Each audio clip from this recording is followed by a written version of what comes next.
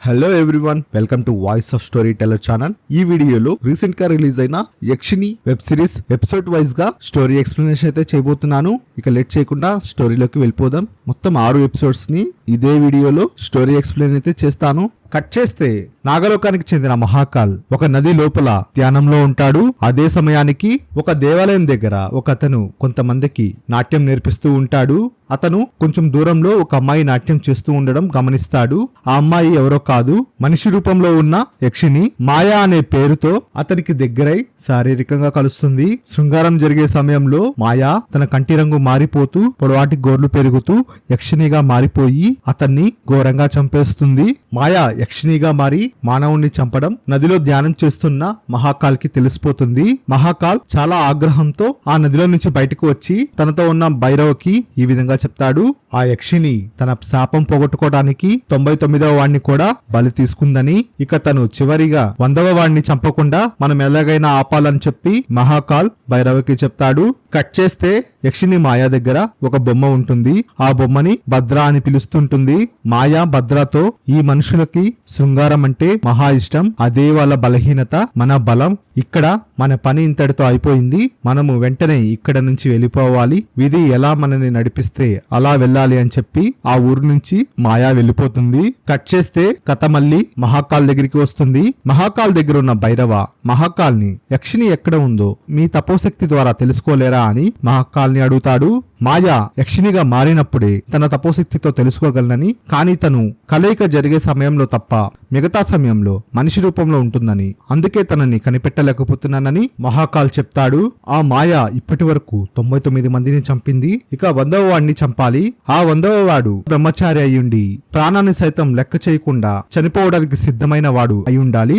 అలాంటి వాడు దొరకడం చాలా కష్టం.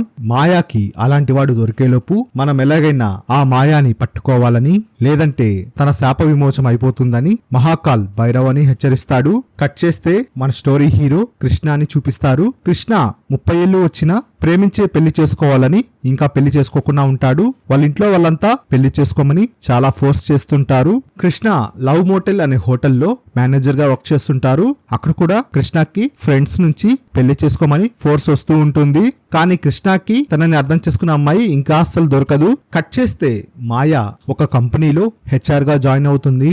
ఆ కంపెనీలో బంటి అనే అతను అమ్మాయిల వెనుక ఆశలు పడడని, అతను వర్జిన్ అని మాయాకి తెలుస్తుంది. మాయా ఎలాగైనా బంటితో రిలేషన్ పెట్టుకొని 100వ వాడిగా అతన్ని చంపాలని ప్లాన్ చేసి బంటిని డిన్నర్ కి పిలుస్తుంది. మాయా బంటితో డిన్నర్ కోసం లవ్ మోటల్ హోటల్ కి వెళ్తుంది. అక్కడ కృష్ణ మాయాని చూసి లవ్ ఎట్ ఫస్ట్ సైట్ గా తనతో ప్రేమలో పడిపోతాడు. కానీ మాయా బంటితో ఉండడం చూసి అతని హార్ట్ బ్రేక్ అయ్యి ఫీల్ అవుతూ ఉంటే వాళ్ళ ఫ్రెండ్స్ ఇప్పటికైనా అరేంజ్ మ్యారేజ్ చేసుకో, తర్వాత నీకొచ్చే భార్య లవ్ చేస్తుంది అని కృష్ణకి బ్రెయిన్ వాష్ చేసి కృష్ణని పెళ్లి చూపుల దాకా పంపిస్తారు. పెళ్లి చూపుల్లో అమ్మాయి కృష్ణతో పాటు కృష్ణ ఫ్యామిలీకి కూడా బాగా నచ్చుతుంది. ఆ అమ్మాయి కృష్ణతో పర్సనల్ గా మాట్లాడి తనకి ఐ లవ్ యూ చెప్పడంతో తన జీవితంలో మొదటిసారి ఒక అమ్మాయి తనని ప్రపోజ్ చేసిందని కృష్ణ వెంటనే పెళ్లికి ఒప్పుకుంటాడు. కట్ చేస్తే ఓ హోటల్ గదిలో మాయా బంటి కోసం వెయిట్ చేస్తూ ఉంటుంది. మాయా ఆ రోజు బంటితో సెక్స్ లో పాల్గొని తనని చంపి తన శాప విమోచనం చేసుకోవాలని ప్లాన్ చేస్తుంది. అనుకున్న విధంగానే బంటి ఆ హోటల్ గదికి వస్తాడు. మాయాని చూసి ఆ బంటి చాలా సిగ్గుపడుతూ ఉంటాడు. మాయా నువ్వు సిగ్గుపడినా పర్లేదు, మొత్తం నేనే చేస్తానని చెప్పగా బంటి మాయాకి ఒక నిజం చెప్తాడు. తను వర్జిన్ కాదని, తనకి ఆల్రెడీ ఎక్స్పీరియన్స్ ఉందని, నేను చేయగలను అని మాయాకి చెప్పగా మాయా ఫూల్ అయినందుకు చాలా కోపం వచ్చి యక్షినిగా మారి తన విశ్వరూపం బంటికి చూపిస్తుంది. బంటి గుండాగినంత పనయ్యి స్పృహ తప్పి పడిపోతాడు. ఇదంతా బయట నుంచి ఎవరో ఒక ఆవిడ చూస్తూ ఉంటారు. ఇవాల్టితో తన శాప విమోచనం పోతుందన్న సమయానికి బంటి వర్జిన్ కాదని తెలియడంతో మాయా ఒక చెట్టు మీద కూర్చొని ఏడుస్తూ ఉంటుంది. కట్ చేస్తే కృష్ణకి ఆ రోజు మ్యారేజ్ జరగబోతుంటుంది. ఇంట్లో అందరూ హడావిడిగా ఉంటారు. కానీ దురదృష్టవశాత్తు పెళ్లి కూతురికి ఆల్రెడీ ఒక అతనితో ఎఫ్ఐఆర్ ఉంటుంది.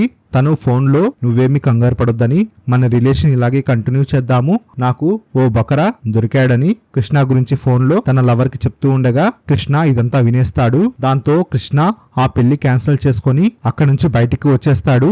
తనకి జీవితం మీద విరక్తి పుట్టి ఆత్మహత్య చేసుకోవడానికి మాయా ఉండే చెట్టు దగ్గరికి వచ్చి సూసైడ్ లెటర్ రాస్తుంటాడు. ఆ సూసైడ్ లెటర్ పట్టుకొని కృష్ణ ఏడుస్తూ ఉండగా గాలికి ఆ లెటర్ ఎగిరిపోయి మాయా దగ్గరికి వెళ్తుంది. మాయా ఆ లెటర్ చదవంగానే కృష్ణ బ్రహ్మచారి అని తెలుస్తుంది. ఇంకా తాను చనిపోవడానికి సిద్ధంగా ఉన్నాడని మాయాకి తెలుస్తుంది. తనకు కావాల్సిన వ్యక్తి దొరకడంతో మాయా చాలా సంతోషపడి బాధపడుతున్న కృష్ణ దగ్గరికి వెళ్లి తనని ఓదారుస్తుంది. కృష్ణ ఆల్రెడీ మాయాని హోటల్లో చూసి ఇష్టపడి ఉంటాడు. కానీ మాయాని బంటితో చూడంగానే తన మనసు మార్చుకుంటాడు. మాయా సడన్ గా అక్కడికి రావడంతో షాక్ అయ్యి నువ్వేంటి ఇక్కడ అని మాయాని అడుగుతాడు. బంటితో తన లవ్ బ్రేకప్ అయిందని, అందుకే తాను చనిపోవాలనుకుంటున్నానని కృష్ణకి చెప్తుంది. కృష్ణ కూడా తను చేసుకోబోయే అమ్మాయి చేసిన మోసాన్ని భరించలేక చనిపోవాలనుకున్నానని మాయకి చెప్తాడు. ఎలాగైనా మాయ కృష్ణని ట్రాప్ చేయాలని ట్రై చేస్తుంది. సూసైడ్ చేసుకోవాలనుకున్న నాకు నీతో లైఫ్ కనిపిస్తుందని, నీకు ఇష్టమైతే మనమిద్దరం కలిసి జీవితాన్ని ప్రారంభిద్దామని మాయా కృష్ణతో చెప్పగా అప్పుడే లవ్ బ్రేక్ అయిన కృష్ణ కన్ఫ్యూజన్ లో ఉంటాడు. విధి మన ఇద్దరిని కలపాలనుకుంటే మళ్ళీ కలుపుతుందని మాయా అక్కడి నుంచి వెళ్ళిపోతుంది. కట్ చేస్తే మహాకాల్ సౌగంధిక సరస్సు దగ్గరికి భైరవ ఇంకా తన మనుషులతో వెళ్తూ ఉంటాడు. అప్పుడు భైరవ మహాకాల్ని యక్షిణీల గురించి అడగ్గా భైరవ ఈ విధంగా చెప్తాడు. ఈ యక్షిణీల లోకం అలకాపూర్ కుబేరుడు పాలిస్తూ ఉంటాడు. ఈ కుబేరుడు దగ్గర ఉన్న సంపదని కాపాడడానికి చాలా శక్తివంతమైన యక్షిణీలు ఉంటారు. ఈ సౌగంధిక సరస్సులో ప్రతి 200 పౌర్ణమిల తర్వాత ఈ సౌగంధిక సరస్సులో యక్షిని జాడ కనుక్కునే శక్తి వస్తుందని, అందుకే ఈ పూల సహాయంతో మనము యక్షిని పట్టుకోవచ్చని ఆ సౌగంధిక కొలనిలోకి వెళ్లి మహాకాల్ సేకరిస్తాడు. మహాకాల్ ఆ పూలని కొన్ని రసాయనాలతో కలిపి పెయింటింగ్ వేసి ఆ పెయింటింగ్స్ అన్నిటిని రెస్టారెంట్లు, హోటళ్లు, సినిమా థియేటర్లు ప్రతి చోటకి కాంప్లిమెంటరీగా ఇస్తున్నట్టు కొన్ని వేల పెయింటింగ్స్ ని తన మనుషుల చేత డిస్ట్రిబ్యూట్ చేస్తాడు. ఎప్పుడైతే ఆ యక్షిని ఆ పెయింటింగ్ దగ్గరికి వస్తుందో ఆ పెయింటింగ్ యొక్క కలర్ మారిపోతుంది. ఈ పెయింటింగ్స్ ని డిస్ట్రిబ్యూట్ చేసేటప్పుడు ఎప్పుడైతే ఈ పెయింటింగ్ రంగు మారుతుందో మనకి తెలియచేయమని ఖచ్చితంగా మేనేజ్మెంట్ కి చెప్పమని మహాకాల్ భైరవకి చెప్పి ఆ పెయింటింగ్స్ ని డిస్ట్రిబ్యూట్ చేయిస్తాడు. అసలు మీరు యక్షిణిని ఎందుకు నాశనం చేయాలి అనుకుంటున్నారని భైరవ మహాకాల్ని అడగ్గా, పూర్వకాలంలో కుబేరుడు యక్షిణులకు రాజే కాకుండా రావణుడికి అన్న కూడా. రావణుడు అసురులు ఇంకా నాగుల సహాయంతో కుబేరుణ్ణి లంక నుంచి తరిమి కొడతారు. కానీ తర్వాత రావణుడు రాముడి చేతిలో చంపబడిన తర్వాత కుబేరుడు తనకి జరిగిన ద్రోహానికి కారణమైన నాగుల మీద పగ తీర్చుకోవడానికి నాగుల లోకం మీద దండెత్తి ఎంతో విలువైన నాగమణులను కూడా తన సొంతం చేసుకుంటాడు. అందుకే కుబేరుణ్ణి చంపాలని, ఆ యక్షజాతిని మొత్తం నా చేతులతో నాశనం చేయాలని నేను సంకల్పించుకున్నానని మహాకాల్ చెప్తాడు. మహాకాల్ నాగుల జాతికి చెందినవాడు. కట్ చేస్తే కృష్ణకి మాయా మళ్ళీ పబ్ లో కలుస్తుంది. కృష్ణ ఫ్రెండ్స్ కూడా మొత్తానికి కృష్ణకి లవర్ దొరికిందని చాలా హ్యాపీగా ఫీల్ అవుతారు. మాయా కృష్ణ పీకల దాకా తాగేస్తారు. కృష్ణ మాయాని తన ఇంటి దగ్గర వదిలిపెట్టడానికి తీసుకుని వెళ్తాడు. మాయాని తన బెడ్ పైకి తీసుకెళ్లినప్పుడు మాయా కృష్ణని సెక్స్ లో పాల్గొనడానికి చాలా రకాలుగా టెమిట్ చేస్తుంది. కానీ కృష్ణ తాను పెళ్లి తర్వాతే అన్ని చేయాలని అక్కడి నుంచి బయటికి వచ్చేస్తాడు. కృష్ణ మాయాతో కలిసి తిరగడం తన ఫ్యామిలీ వాళ్ళకు కూడా తెలిసిపోతుంది. నెక్స్ట్ డే మాయా కృష్ణ కోసం కృష్ణ వర్క్ చేస్తున్న లవ్ మోటల్ హోటల్ కి వెళ్తుంది. తనతో ఏకాంతంగా మాట్లాడాలని తనతో రమ్మని కృష్ణని అక్కడి నుంచి తీసుకుని వెళ్తుంది. అదే సమయంలో బయట నుంచి ఎవరో ఒక ఆవిడ ఇదంతా గమనిస్తూ ఉంటుంది. ఇంకా ఆ హోటల్లో మహాకాల్ పెట్టిన పెయింటింగ్ కలర్ కూడా చేంజ్ అయిపోతుంది. అంటే యక్షిని ఆ దరిదాపుల్లోనే ఉందని అర్థం. దాంతో ఆ హోటల్లోని స్టాఫ్ ఒకతను మహాకాల్ వాళ్ళ మనిషికి ఫోన్ చేసి పెయింటింగ్ రంగు చేంజ్ అయిందని చెప్తాడు. కట్ చేస్తే మాయా కృష్ణని తీసుకొని ఒక ఏకాంత ప్రదేశంలో కూర్చుంటారు. మాయా కృష్ణతో సెక్స్ లో పాల్గొనడానికి చాలా విధాలుగా ప్రయత్నిస్తుంది. కానీ కృష్ణ అతి కష్టం మీద నిగ్రహంతో ఉంటాడు. ఎందుకు కలవడం లేదు అని మాయా అడగ్గా తను దానికి కారణం చెప్పడం స్టార్ట్ చేస్తాడు. తను చిన్నప్పుడు వాళ్ళ నాన్నగారికి చాలా మంది ఆడవాళ్లతో ఎఫైర్స్ ఉండేవని, మా అమ్మని మా నాన్న చాలా హింసించేవాడని, మా అమ్మ చనిపోయేటప్పుడు నన్ను ఏ ఆడవాళ్లతో ఎఫైర్స్ పెట్టుకోవద్దని చెప్పి చక్కగా ఒక అమ్మాయిని పెళ్లి చేసుకోమని నా దగ్గర మాట తీసుకుందని, అందుకే పెళ్లి తర్వాతే నేను ఏ అమ్మాయితోనైనా కలుస్తానని మాయాకి చెప్తాడు. మాయా కృష్ణ చెప్పిన కారణం విని ఏం చేయాలో తెలియక అక్కడి నుంచి వెళ్ళిపోతుంది. కృష్ణ తన హోటల్ కి వెళ్ళిపోయి మాయాని బాధ పెట్టినందుకు దీర్ఘంగా ఆలోచిస్తూ ఉంటాడు. కానీ చివరికి మాయాని పెళ్లి చేసుకోమని అడుగుతానని మాయా దగ్గరికి కృష్ణ బయలుదేరుతాడు. కట్ చేస్తే రంగు మారిన పెయింటింగ్ ని మహాకాల్ తన దగ్గరకు తీసుకుని వచ్చి ఆ మారిన రంగు సహాయంతో తన దివ్యశక్తి ఉపయోగించి ఆ యక్షిని ఎక్కడుందో తెలుసుకోవడానికి బయలుదేరుతాడు. చివరిగా యక్షిని ఒక చెట్టు మీద కూర్చో ఉండడంతో తన మీద తన మంత్రశక్తి ప్రయత్నించి చూడగా ఆ యక్షిని మాయా కాదు, తన పేరు జ్వాలాముఖి. తను కూడా శాపంతో యక్షలోకం నుంచి బహిష్కరించబడి భూమి మీదే ఉంటుంది. మాయా బంటికి తన విశ్వరూపం చూపించేటప్పుడు ఇంకా లవ్ మోటల్ హోటల్లో ఆ పెయింటింగ్ రంగు మారేటప్పుడు ఈ జ్వాలాముఖియే అక్కడి నుంచి చూస్తూ ఉంటుంది. అందువల్ల మహాకాల్ జ్వాలాముఖిని కనుక్కోగలిగాడు. మహాకాల్ జ్వాలాముఖిని మాయా ఎక్కడ ఉందో అడుగుతాడు. కానీ తనకి తెలియదని చెప్తుంది. అప్పుడు మహాకాల్ తన శక్తుల్ని లాక్కొని నీకు నీ శక్తులు కావాలంటే నాకు మాయాని తెచ్చిపెట్టు అని అక్కడి నుంచి వెళ్ళిపోతాడు. కట్ చేస్తే మాయా చెట్టు మీద ఏడుస్తూ ఉంటుంది. కృష్ణ ఆ చెట్టు దగ్గరికి మాయాని కలవడానికి వస్తాడు. కృష్ణ రావడం చూసి మాయా కృష్ణ దగ్గరికి వెళ్తే కృష్ణ తనని పెళ్లి చేసుకుంటానని మాయాకి ప్రపోజ్ చేస్తాడు. మాయాకు కూడా అదే కావాలి కాబట్టి తను ఒప్పుకుంటుంది. మాయాని తీసుకొని వాళ్ళ ఫ్యామిలీకి అంతా పరిచయం చేస్తాడు. కానీ వాళ్ళ ఫ్యామిలీకి ఎందుకో మాయా నచ్చదు. కృష్ణ ఫ్యామిలీ మాయా తండ్రుల గురించి అడగగా తనకి ఎవరూ లేరని చెప్తుంది. దాంతో కృష్ణ వాళ్ళ ఫ్యామిలీ ఇలాంటి సంబంధం మాకు వద్దు అని చెప్పగా సడన్ గా జ్వాలాముఖి ఆ ఇంట్లోకి ఎంట్రీ ఇచ్చి తను మాయా యొక్క అత్తనని, తనకి నేను ఉన్నానని, మా ఇద్దరికి గొడవ ఉండటంతో నా గురించి మీకు చెప్పలేదని అక్కడున్న సిచ్యువేషన్ ని చేంజ్ చేసి వాళ్ళని ఆ పెళ్లికి బలవంతంగా ఒప్పిస్తుంది. జ్వాలాముఖిని చూసి కృష్ణ వాళ్ళ నాన్న సొంగకర్చుకుంటాడు.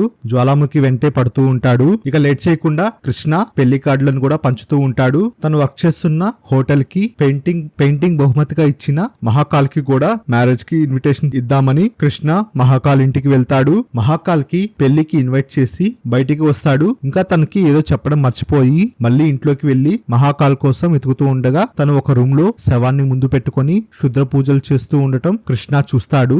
ఆ దృశ్యాన్ని చూసి కృష్ణ బాగా భయపడిపోయి ఈ విషయాన్ని మాయాకి చెప్తాడు. మాయాకి కృష్ణ చెప్పే మాటలతో తన కోసం వెతికే మహాకాల్ అతనేనని అర్థమైపోతుంది. అసలు మహాకాల్ మాయాని ఎందుకు చంపాలనుకుంటాడంటే కుబేరుడు నాగలోకాన్ని నాశనం చేయడంతో యక్షులందరినీ చంపడానికి మహాకాల్ చిన్నప్పుడు వాళ్ళ గురువు గారు ప్రయత్నిస్తూ ఉంటారు. కానీ ఒకనొక యక్షిని అయిన మాయా వాళ్ళ గురువు గారిని చంపేస్తుంది. అందుకే మహాకాల్ కుబేరుడితో పాటు మాయా పైన కూడా పగ పెంచుకొని ఉంటాడు. కట్ చేస్తే మహాకాల్ ఇంట్లో సౌగంధిక పుష్పాలు రంగుమారి వాడిపోయి ఉంటాయి. ఎందుకంటే మాయాకు సంబంధించిన కృష్ణ అక్కడికి వచ్చుంటాడు కాబట్టి ఆ పుష్పాలు వాడిపోయాయని తెలిసి మహాకాల్ అదే రోజు కృష్ణ ఇంకా మాయా పెళ్లి జరుగుతుందని తెలుసుకొని కృష్ణ పెళ్లికి వెళ్తాడు.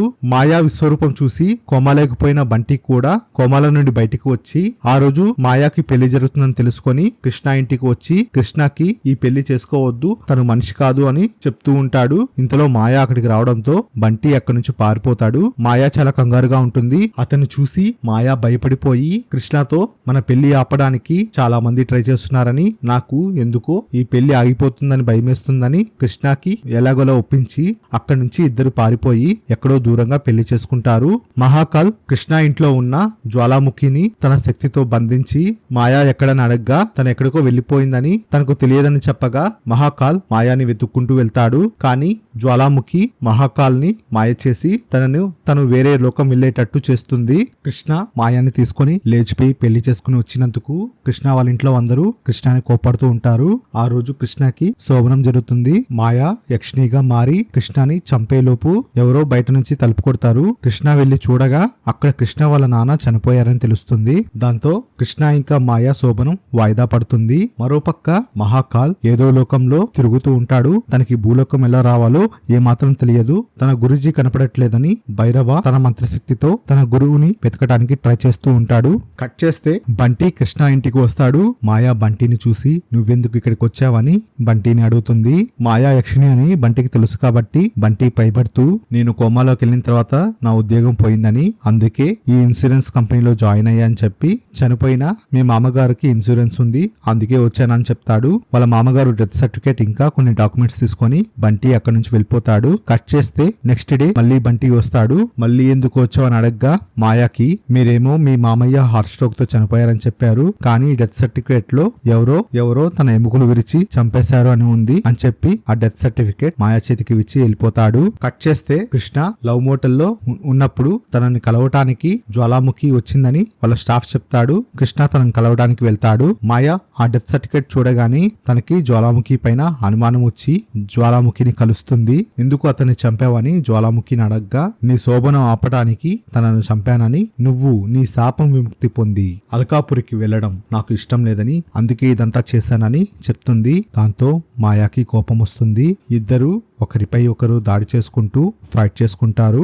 ఆ ఫైటింగ్ లో ఇద్దరు బాగా కోపంగా ఉండడంతో పూర్తిగా యక్షిణులుగా మారిపోతారు. ట్విస్ట్ ఏంటంటే అక్కడికి కృష్ణ కూడా వచ్చి ఉంటాడు. జ్వాలాముఖియే కృష్ణాని అక్కడికి తీసుకుని వచ్చి ఉంటుంది. కృష్ణ పూర్తిగా యక్షిణిగా మారిన మాయను చూసి భయపడిపోతాడు.